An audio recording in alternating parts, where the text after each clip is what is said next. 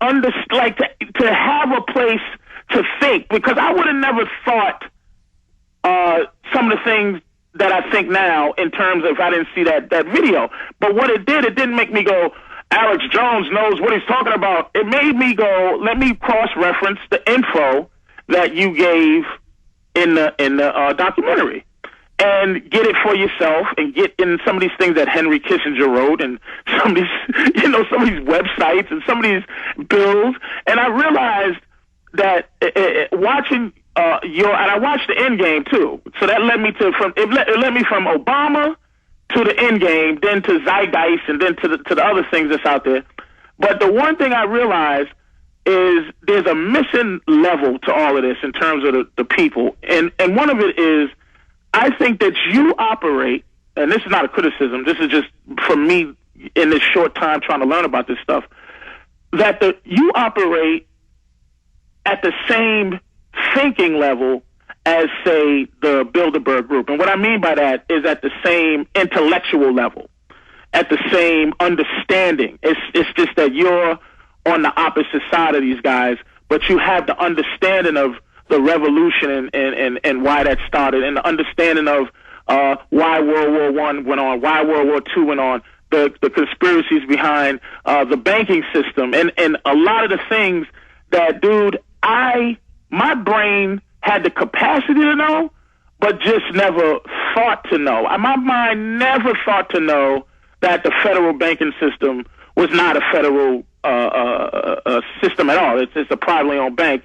That seems very typical to people. I guarantee that people that listen to your show every day, and that's just nothing. But to me, when I found that out, my brain started to hurt. But sir, and then I started to look. I started to look at the Give Act, HR 1388, and I went to InfoWars and I'm looking for that, and I'm reading through this manifesto, and it might be that one little part that says they have to look into mandatory service, and I guess this whole little speech I'm making now is to say the difficulty, Alex, is how do you get people who don't even want to know, because you either got two things to do: read a bill or go get some ice cream. It's either you put your both feet in and learn about this entire system, about like watching the Obama deception led me to eugenics.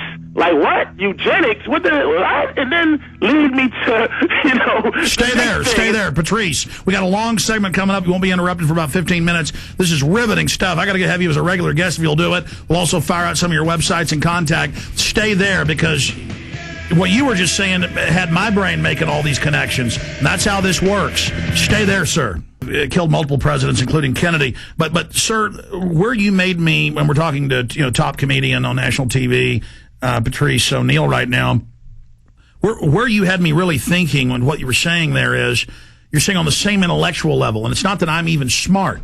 Anybody can research history and know this. I'm reading what the globalists have said, what their own documents state. So you're right. I see things from their perspective because I study what they say and do and history. And then once you're from that perspective, it's kind of like if you're up against a barn door or an elephant or a school bus, whatever it is. Well, it's yellow, and you back up. Oh, that's a school bus. Oh, okay. It's got gray skin. It's got hair. Kind of smells funny. Oh, wait, it's an elephant. And so we're just pulling back and seeing what they're really doing, and it's all stated. It's conquering the world. What are we doing today, Pinky? Same thing we do every day, conquering the world. That's what Caesar wanted, and Hitler wanted, and Stalin wanted, and all of these people over and over again. They try to get this control and dominate, and that's my whole point, is that forget Obama, forget John McCain, forget Bush. If we ever want to get real change, we have to stop looking at the puppets. We have to look past them to the real power elite and what they're doing. And so that's why we call it the Obama deception, because Obama himself, as they've built him up as this messianic leader, because he is slick, he is smart, he is charismatic, he is handsome, he is dynamic, he is a guy's guy. And so he's perfect. Bush, this little demonic creature who radiates evil, he was not the guy for the job. But Barack Obama, as Henry Kissinger says in the film, he can bring in their New World Order. And then we go see what Henry Kissinger writes in his own books about what a New World Order is. It's a world government run by private banking families with carbon taxes, reducing our population numbers by 90% through eugenics. So Patrice O'Neal, come right back in with me. Yes.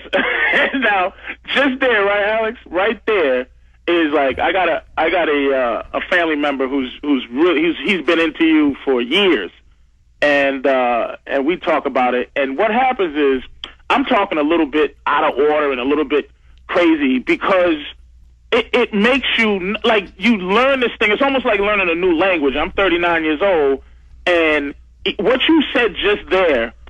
The average person, right, just the average person is going to run for their life because it's like I heard somebody the other day say that they referred to Obama as Alexander the Great. Now, this country doesn't teach history like other countries do. I mean, America just doesn't teach history on a basic level. So I might have to go someplace as just a normal person who wants to be into learning about conspiracies and learning about secret societies. I might have to do something as simple as look up Alexander the Great. And it seems simple, but it makes your brain mush after like 2 or 3 days. I mean, because it's intense. You're now dialing in to the reality of the world instead of the Matrix-like projection. I mean, here's another parallel or parable. That's what it is, the Matrix. Yeah. I mean, it's like Neo takes the red pill and he's got to be rehabilitated. He doesn't know what's going on at first. I mean, but listen. We were all there once. You say you're learning a new language. You're now going to find, as you get deeper into this, that there's all the stuff you can document and prove, but then there's the government and their operatives putting out disinfo everywhere because they know people are waking up and they set all these traps and quagmires.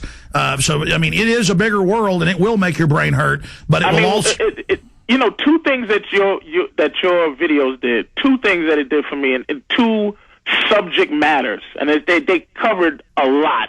But two that were very important to me in terms of learning, in terms of getting my mind going. Where I needed to know more about this. One is the banking system, the history of how the banking system worked.